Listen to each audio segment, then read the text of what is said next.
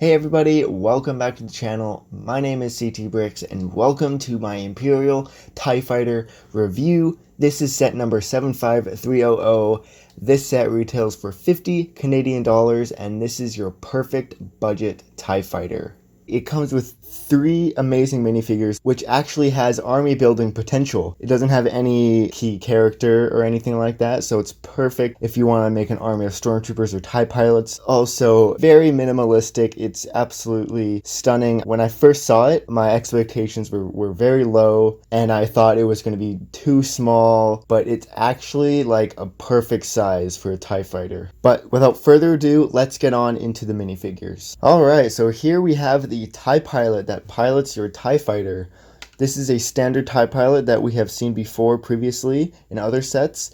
Underneath the helmet we have the Lex Luthor head, but it is now just a standard Stormtrooper head, but is also used on the Lex Luthor minifigure, which I find pretty funny. Overall, it's a pretty decent design. A little bit of skin showing on the back, which I find very odd about these particular minifig designs, but hey, that's alright.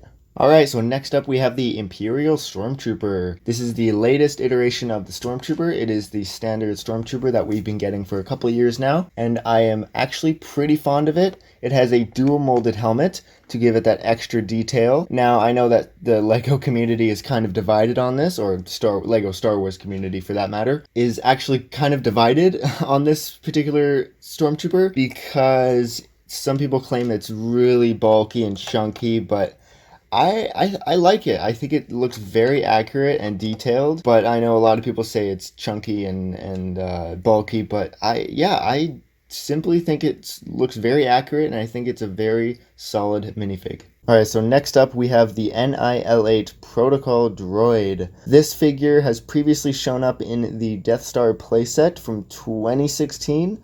But this one here has some updated prints, which is really nice. And overall, this figure looks pretty clean. I like the head design. It has some back prints as well. And yeah, that's about it for the minifigs. Alright, here is the meat and potatoes of this review. This is the coveted $50 TIE Fighter. It is great for its value. I can't explain how good it is. My opinion has definitely shifted since the original reveal. At first, I wasn't that fond of it, but now, after I've built it and everything, it looks superb, and it has fantastic army building potential. Now, what do I mean by that? I think I said it quickly in the beginning, but essentially, you could build a pretty sizable army with buying multiples of these sets because it doesn't come with any staple characters like, for example, Ahsoka in the AAT droid tank. That could have had a really good army building potential if it weren't for that figure.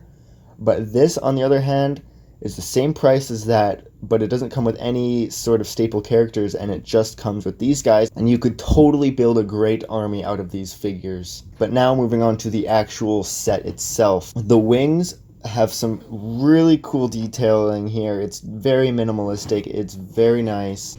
When I first heard leaks about this, I thought it was just going to be like the Junior's TIE Fighter from earlier 2019, I'm pretty sure. But it is 100% not that. This set is absolutely beautiful. The cockpit is super nice. It is very accurate to what you see in Star Wars Squadrons. If you've ever played that, it has these little control panels that pop up.